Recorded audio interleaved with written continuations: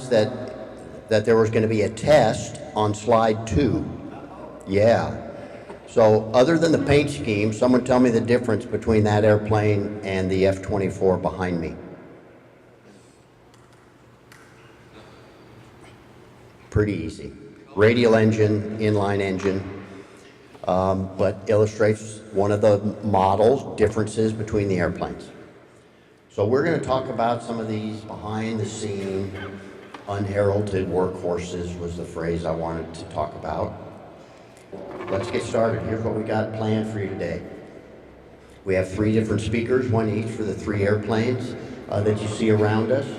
So the Fairchild F-24 Argus, it may also be known as the Forwarder. The Elan YO-55, you may also see that referred to the A2 Air Coupe.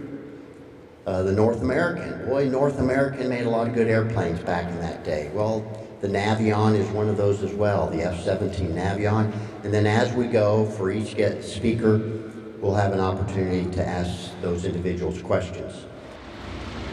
Okay, there's our Mustang. Okay, so we're going to get right into it. Individual speakers for each of the 3 airplanes, Mike, David, and Al. So let's get things going. Ladies and gentlemen, Mike Donut Holes is going to talk about the F-24.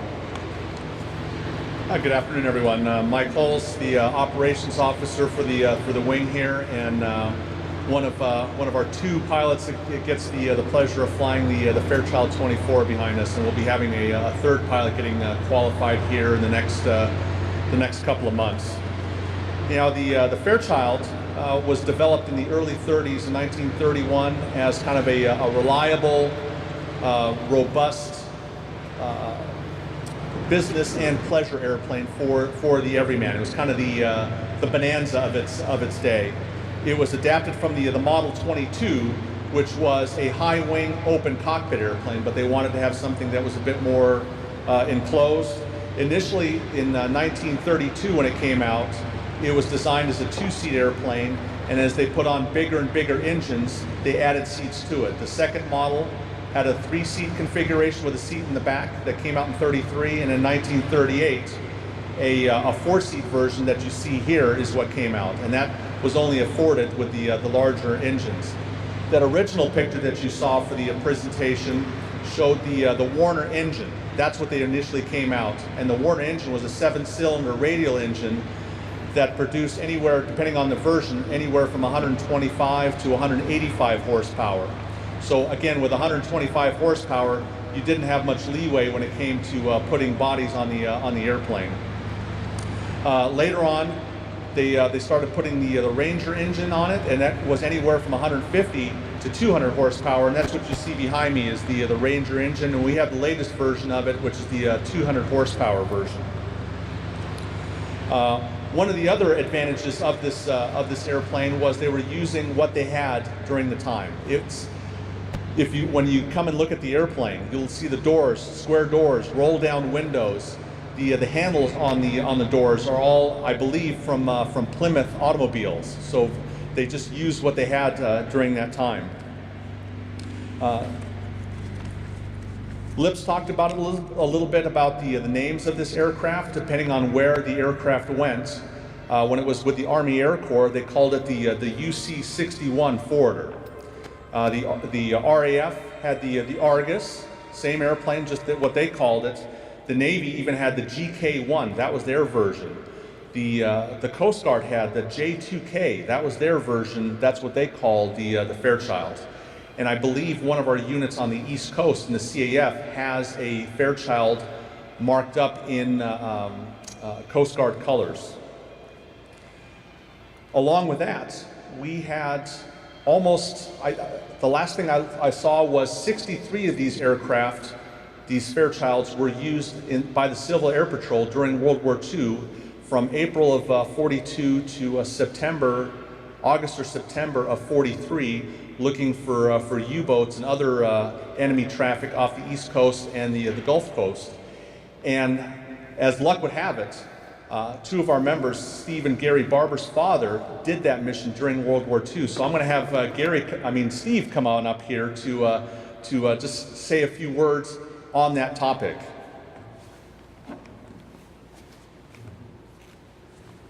Thanks, Mike. Turns out that after the war started, as you know, Pearl Harbor, the Navy and the Air Force and the entire country was not prepared for war at all.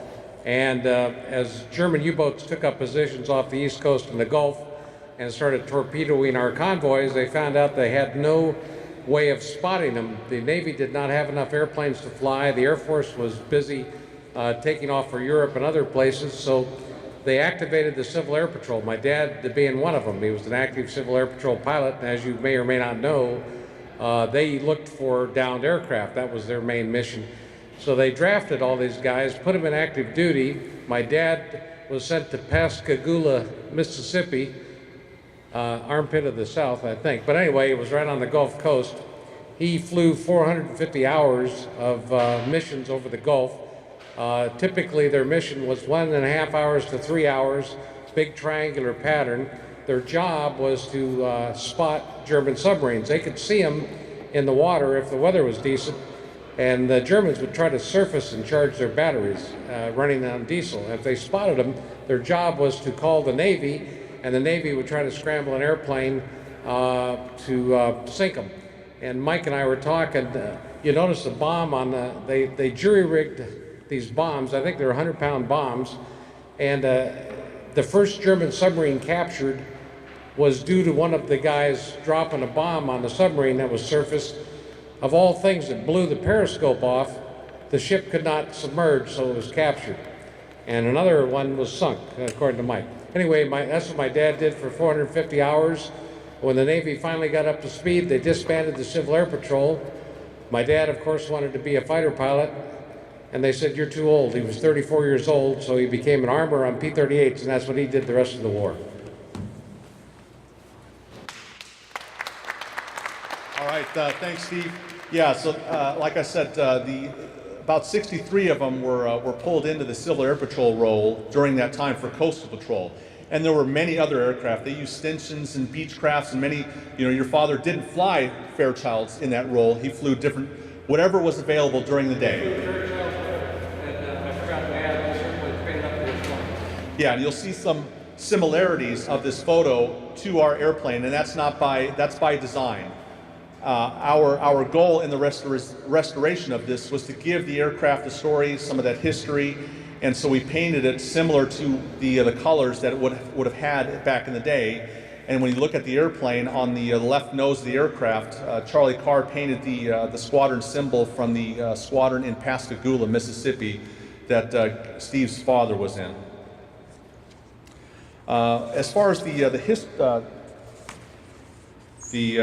history of our airplane, the airplane was one of the last Fairchilds built in 1947.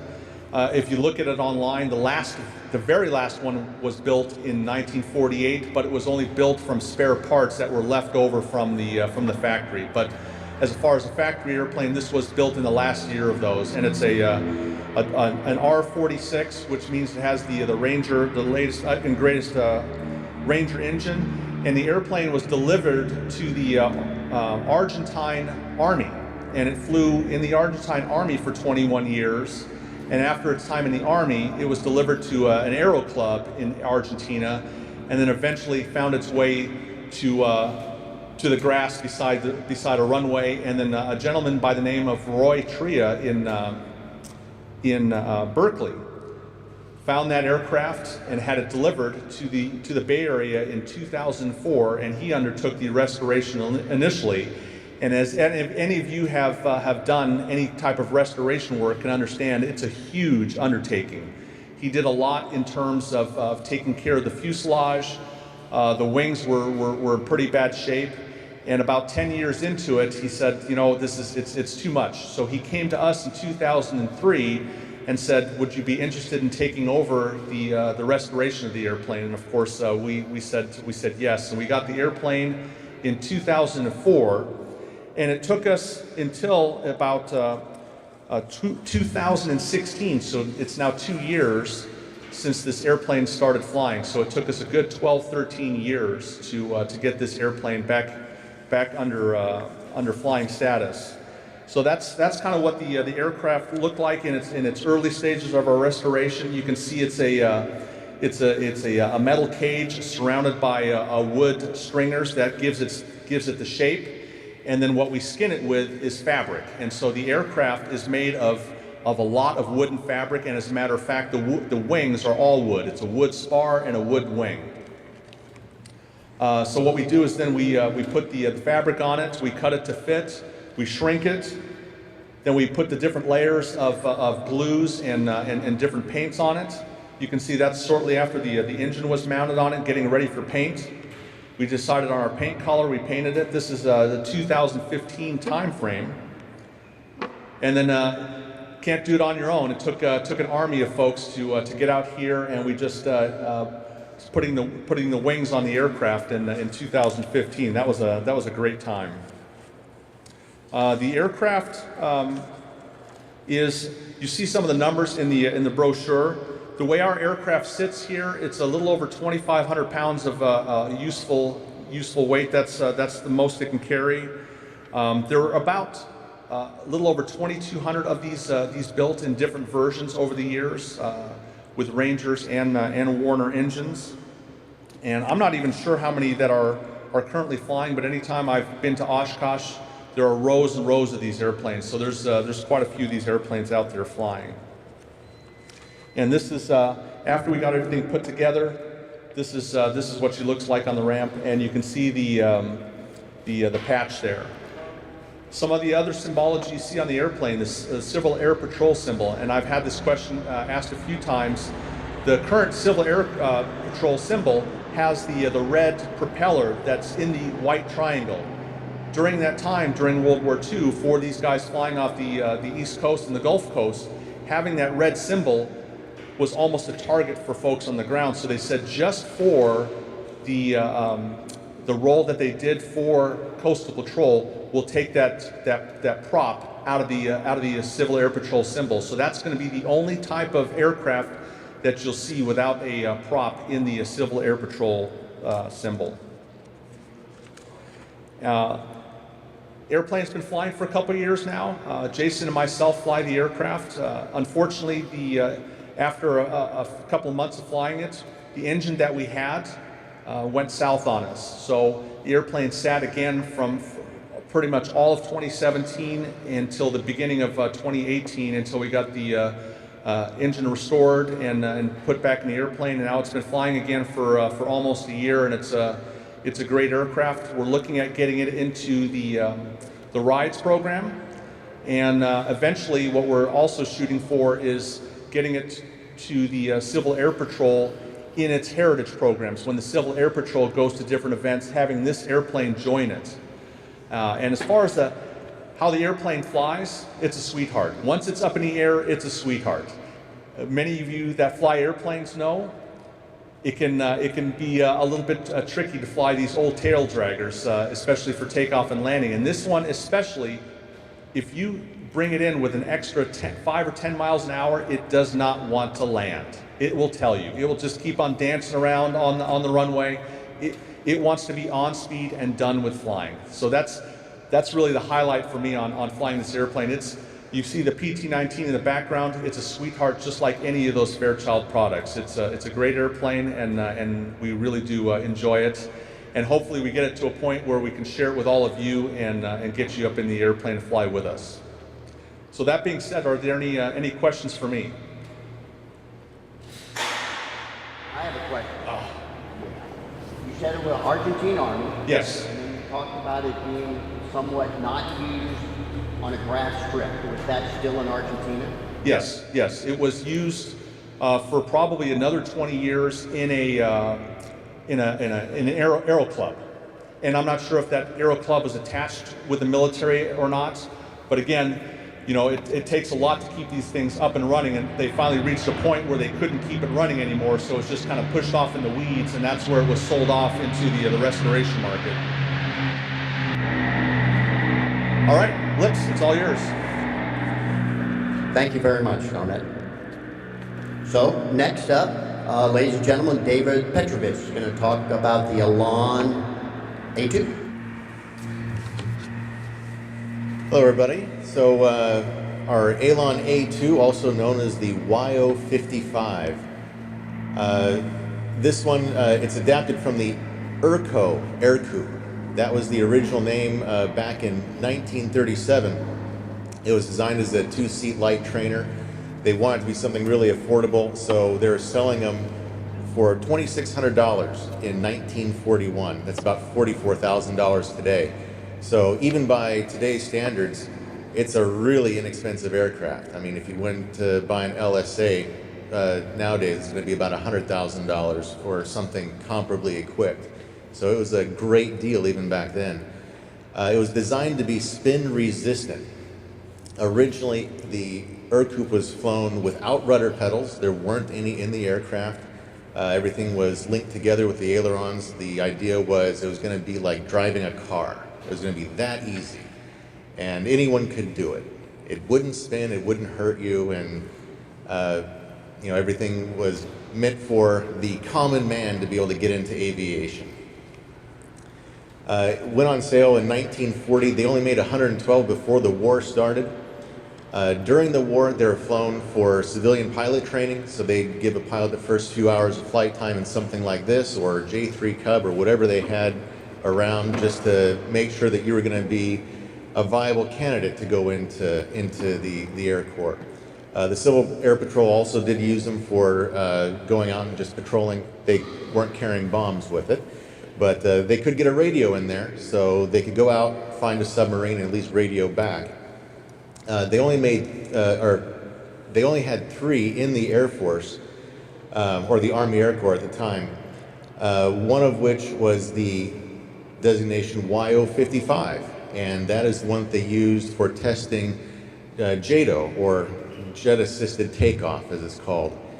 And here, we're going to give you a little video on that. This was actually at March Air Force Base where they did the testing. It was done with through JPL. So we'll roll the video here.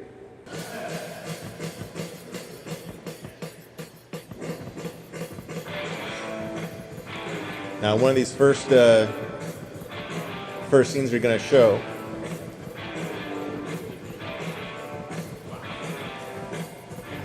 They're putting together the rockets and doing a little static test. Watch the rocket on the right. It just exploded. So now there's only 3 left. And apparently that 3 out of 4 was good enough for them.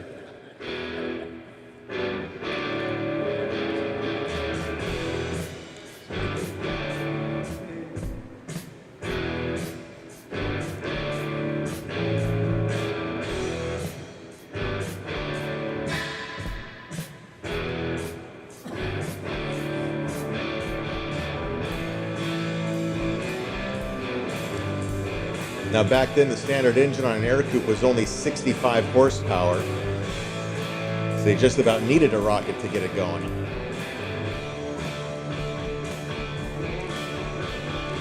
The Porterfield airplane had the same takeoff characteristics, so that's why they're doing a side-by-side to be able to show the difference and the benefits that the rockets give you.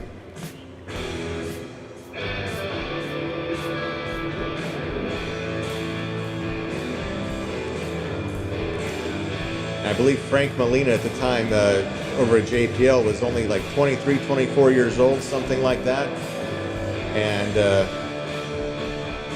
he was given the project for trying to get this done. They're really looking to try to get bombers off of the runways, short runways in the South Pacific. And this is the start of it.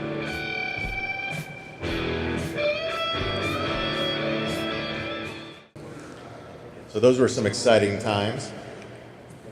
So in 1946, and just in the year 1946, when they went back into production after the war, they made 4,311 planes, still selling at the same price.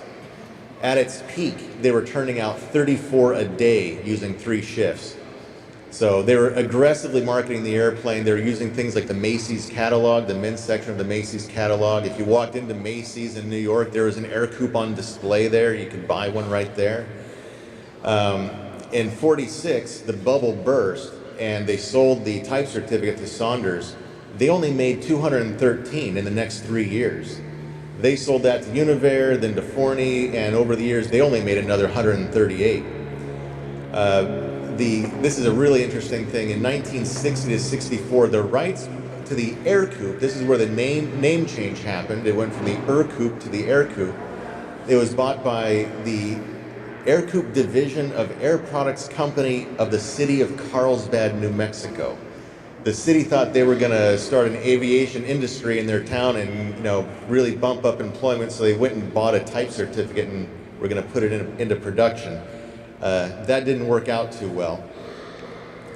Now, one of the people that went to look at her, two of the guys, were John Allen and Leo Higdon from Beach, and that's how Alon was formed. First two letters of John Allen's last name and last two letters of Lee Higdon's last name.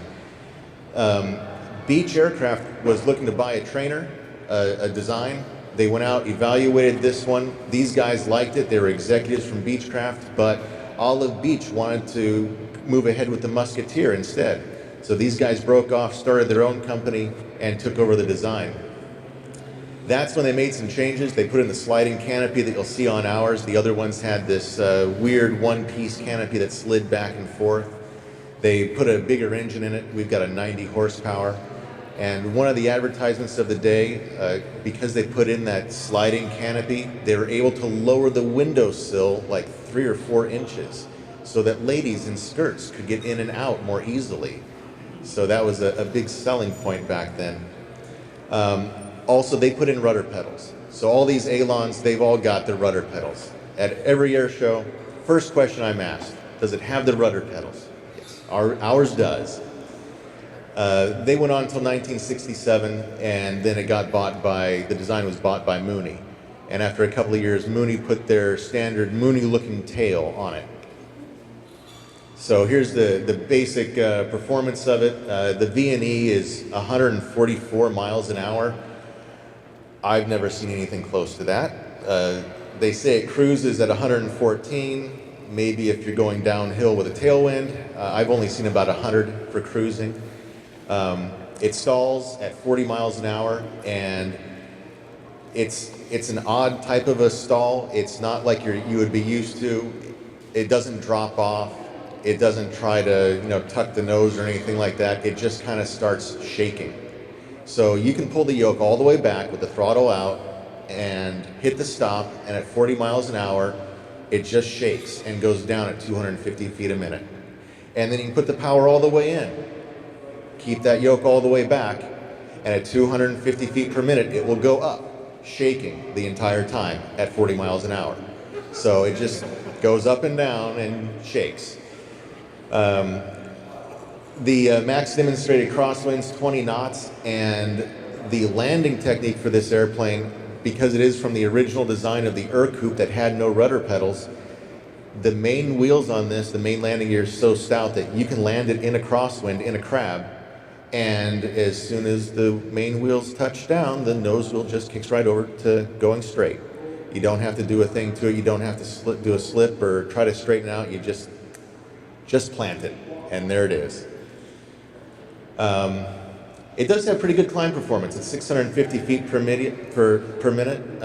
It's not bad for something that's only got 90 horsepower. So now on to how we actually got ours.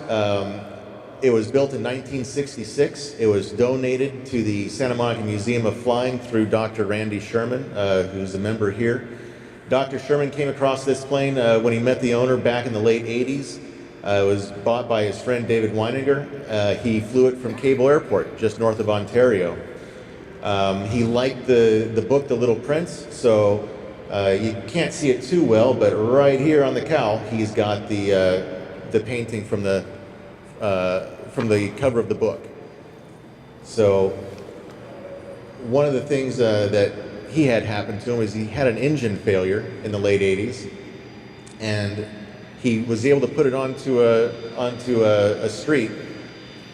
This is off the 110 freeway. If you're on I-5 and you start going north towards Pasadena, where the 110 shrinks down to like 2 lanes and it's really windy and it's going through hills or houses and there's nothing else. There's this one spot on Monterey Avenue and Avenue 60, where you see the street is just a little bit wider and it has street lights. And that's where he put it. And I measured that, it's only 500 feet. So he probably used every inch of it. And that was at night. It was a dead stick landing. Actually, talking to Dr. Sherman, he said he got off work, got home, and turned on the news, and there's his buddy next to his airplane, and he went, oh geez, I guess I better go over and help. So he went and got the tools, and 10 o'clock at night, and they went and took the wings off it. Took him all night to get the airplane out of there.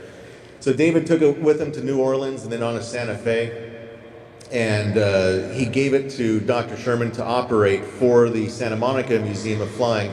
Eventually he donated it to them around about 2000. But you see the wild paint job it had on it when they got it. It's black and it's got some teal and some red and other colors in there.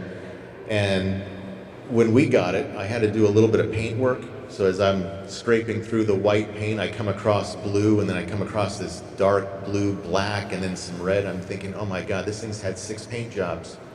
But thankfully, I'm now finding out it was only the one. So it's not 60 extra pounds of paint being carried around. When they repainted it, they decided to put the nose art back on, and that was painted by Matt Sherman, Randy's son. So if ever we need an update, he can come back out and redo that for us. And that's the history of this airplane. Any questions? Anyone at all? No? You all know this? Not if one of them explodes, like in the video. No, thank you. I could do without. How long did it take you to learn how to fly? It's one of those things where you kind of just knew it as soon as you slid in. But it does have some idiosyncrasies that you're not used to. You know, you're used to having an airplane that will actually stall and do odd things to you, and this one doesn't. That was probably the most difficult thing to learn, was that it's not gonna bite you. So, anything else? Yes? How does it spin? Thankfully, I've never been in a situation where it will spin.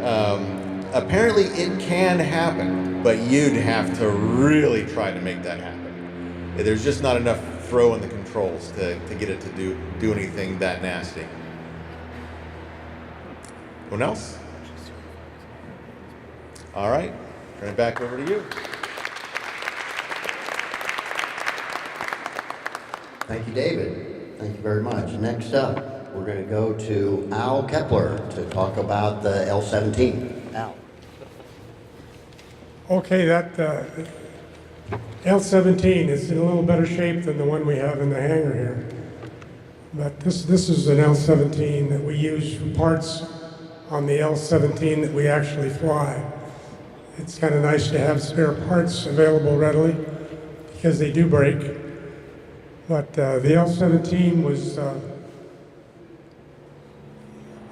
brainstorm in 1945 after North American Aircraft started losing contracts for warbirds like the B-51 Mustang, the T-6 trainer, and they thought there was going to be a big demand for general aviation aircraft following the war in 1945, so they started building they designed this aircraft to keep their personnel active and busy designing aircraft because they wanted to be available for whatever the military needed, and they didn't want to let their personnel leave the factory. Thank you, Kurt. And so in 1946, they started building these, and that's what we have here is a 1946, and the one we fly is a 1946 L-17, which is the military bought a number of in I think it was 83 of them they bought originally, and then they went on to buy more after that. And some of them actually got over to Korea and were used over there.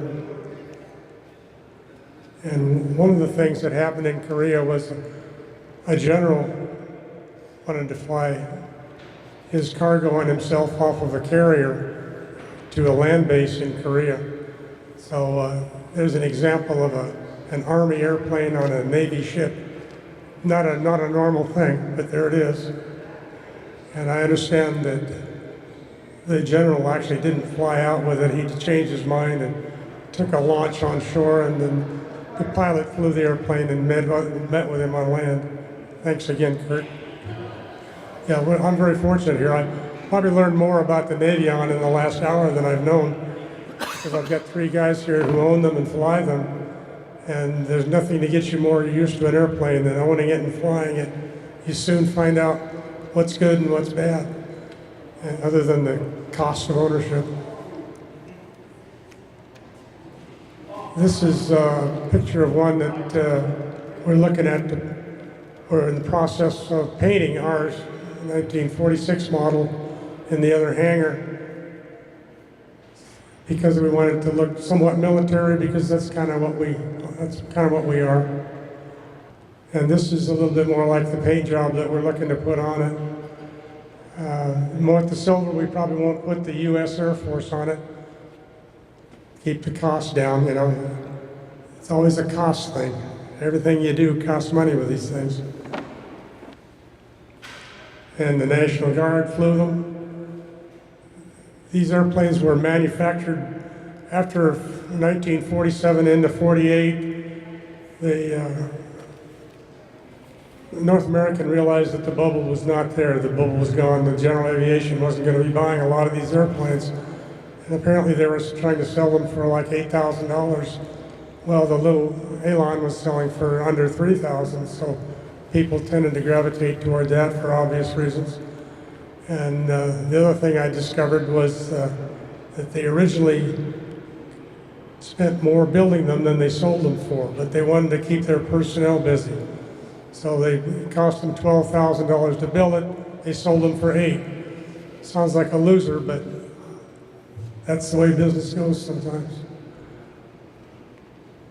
And then these planes have been built up through, I've been to the 80s, I believe. Does that sound about right, Kurt? It's kind of an orphan airplane being built by various manufacturers. Right. Okay. I'm sure you people can't hear Kurt. He's a soft-spoken kind of guy. But that's all right. You're welcome to come up if you want to talk about it a little bit. If anybody's interested, I'm sure the people would like to hear some of the first-hand information.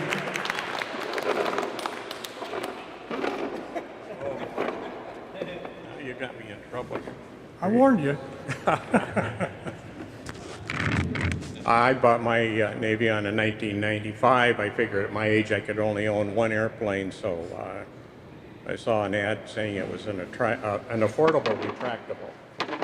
So it's actually worked out that way. Since the military bought, we think, around 300 of them, because not only North American, but later Ryan sold them to the military as well. They were used quite a bit in Korea. They were used for reconnaissance. They were used for hauling mail from Japan. They were used as an ambulance. They actually had a litter kit that could be installed. They had to use up in Alaska and maybe in Korea. I don't know about that. They did have a ski kit that could be added to them. Lots and lots of stories about the airplane. We don't know if the airplane actually landed on that carrier. We do know it did take off. And that was a pocket carrier, they used to call it. There was a small, it was the Battlewing Straits was the name of the carrier. It's a very small carrier. It wasn't designed to be used as a, combat carrier. It was used more to bring airplanes over from the States. I said, well, there was one reconnaissance outfit, had 6 of the Navions were shot down. They say by yaks, so it had to be early on. They would have been propeller-driven yaks, but to use an airplane like that in combat would be pretty scary. You'd want to be sitting on a flak jacket, that's for sure. Lots of anecdotes. A lot of movie stars flew them. Veronica Light, one of my favorites, she owned a Navion. I remember her. Yeah. Oh, you're an old timer. That's right. Little anecdotes, you notice it's got a front step. The original production, which started, I believe, in June of 1946, they had a rear step arrangement for the airplane. And while demonstrating it to a bunch of proposed dealers, they had a rather heavyweight guy step on the rear step, and the airplane settled down onto its tail skid. It did not look like a good thing. So North American very hurriedly engineered this front step arrangement. So we have the step, the garage door handle, and a little higher step to get your feet up on the wing walk. That's about all I can think of. Parts are, because the military bought so many of them, they bought enough spares probably to build another 200 airplanes. So parts are relatively cheap for the airplane.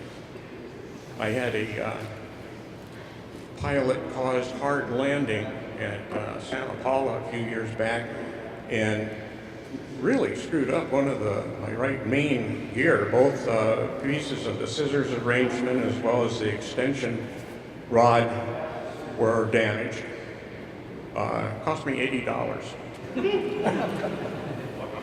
That'd been, we could have put add another 2 zeros if it was a Beach product. Thanks, Kurt.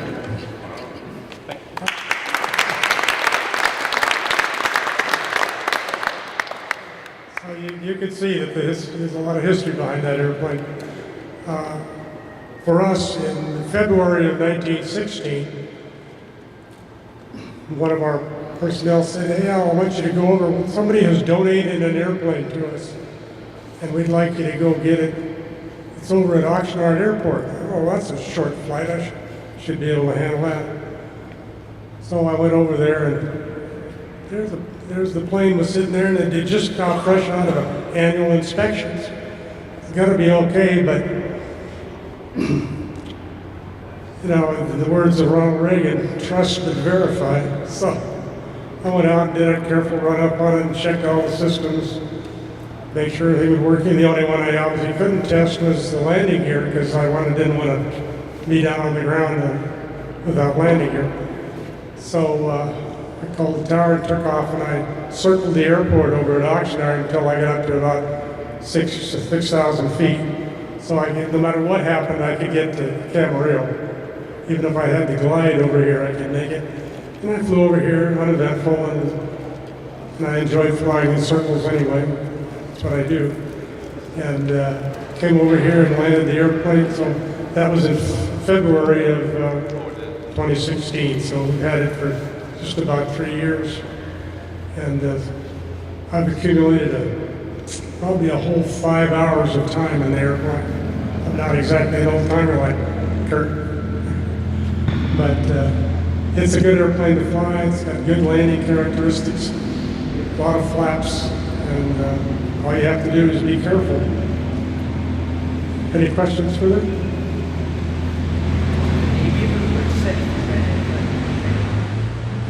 I don't know if the Navy specifically did, but the military did use them for training and basically as a utility aircraft for moving people and small amounts of cargo. Okay. The young man asked if the Navy bought any of these airplanes, and I'm really not sure. The only information I had was that the military bought them, and the initial one was Army Air Force, Army Air Corps, which it was back then. Bought 83 of them initially, and then further after that, they bought apparently more, and they decided they went in a competition with Beechcraft for a trainer, and they had him set up as a trainer.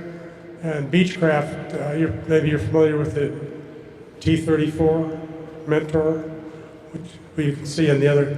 We have one here that belongs to one of our members, and it had a lot more user-friendly characteristics that the Navy wanted, or the Army, whoever was going to fly it. So the military went with Beechcraft on the T-34. Some of the Navions that are out on the line now, you see it with a 2-bladed propeller or 3-bladed. I'm wondering, much they're able to enhance the performance by putting in a bigger engine and a different propeller and what have you? I mean, does the airplane actually go that much faster? We have a guy in the back asking us about 2 and 3 blade propellers. There's one of the Navion experts. I'll probably have to pay these guys later, but Well, let's see. Navy owners generally have a problem with Beech because Beechcraft came out in 1947 with the same engine. The V-tailed Beeches went about 15, 20 miles an hour faster. So ever since then, we've been trying to make our airplanes go a little faster. Because if you examine the airplane or those out on the line, you'll look at the wing, especially out near the tips. It's actually under cambered. It's a very slow wing. It's a draggy configuration. So the prototype flew with 165 horses. And I've got the report at home from that test pilot, and he said no. They came out of the factory with 185 horses, Continental E-Series, kind of it's a flat 6. Since then, they've been boosted more and more. Given the same case, mine was upgraded from 185. It's now 225 horsepower. David's here. Both these, David Vanoni's got 285 horsepower, and Dave Sweat's got 240, 260. You guys can yell at me. We once went to Oshkosh with the 185 and the 225. We had a similar fuel burn because we stayed together. He can outclimb me like crazy, but it's like a hull speed in a boat, I think. I'm no aerodynamic engineer, but it seems like you can put in a whole lot more horsepower and not go substantially faster. So I like to think I cruise at 150 miles an hour. That's sort of wishful thinking, David, right? But they don't want to go a whole lot faster than that. So there are 200 mile an hour Navions, but the VNE is still 190 miles an hour, so go figure that. do they have any 3-blade propellers? Well, that's where you'll see the 3-blade propellers are on the much bigger engines. I'm sorry, people are putting 525s like David Vanoni has, and other people will put the 550 in, trying to go faster. Well, I know of one of them that has a 720 cubic inch engine installed. It's not very pretty. But it goes up really fast. I don't know if it's flown yet. Good climb rate? I would think so. But like the air coupe with the JATO. That's it. Yeah, you had to buy one of those rockets or a JATO assist. That get it for you? Okay. Anybody else? Yeah, and fortunately, we'll be able to see these airplanes that these 3 gentlemen brought in. They're beautiful examples of the Navion out on the ramp, and we can take a look. I think it's probably going to be look but don't touch, please, thank you. And they're just really beautiful airplanes, and they're locally out of Santa Paula and Whiteman over in the valley. So they made the long flight over here without a fuel stop. With a few dollars, will this one be made viable? A few dollars to make this flyable? What's wrong with it? Well, if your name is Gates, it might be a few dollars, or no. What's the major? The major thing is that the engine is bad, and instead of pistons, we've got 2x4s in there to keep the prop from spinning in the wind, because that would be bad.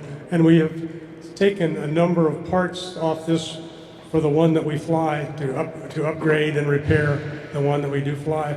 So this is basically a parts machine and with no thought of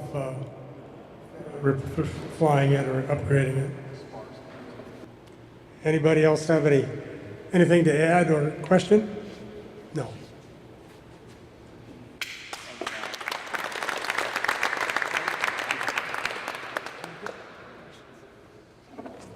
Thank you very much, Al. Great. I'd like to thank again our guest speakers, Mike and David and Al. I'd very much like to thank the 805 Squadron for being here, not only with your beautiful airplanes, but some historical perspective on the type. So thank you so much. Just a few more slides and we're done. Here's our next event. It's not till the end of April, but very close to that date, back in 1945, the Russian Army and the U.S. Army, the Third Army, linked up near the Elbe River. And we're going to talk about the a Russian fighter that we have right there and its support for those ground movements. That's the end of April. And then mark your calendars because we are rapidly approaching the 75th anniversary of D-Day. So coming up in June, we're going to talk about D-Day and the Mustang. So that's all we have. Thanks again for being here. Thank you very much to the 805 Squadron. And thanks for everybody's patience with us as we turned 11 a.m. to 1 p.m. to 1:15 p.m. to 1:17 p.m. So thank you very much.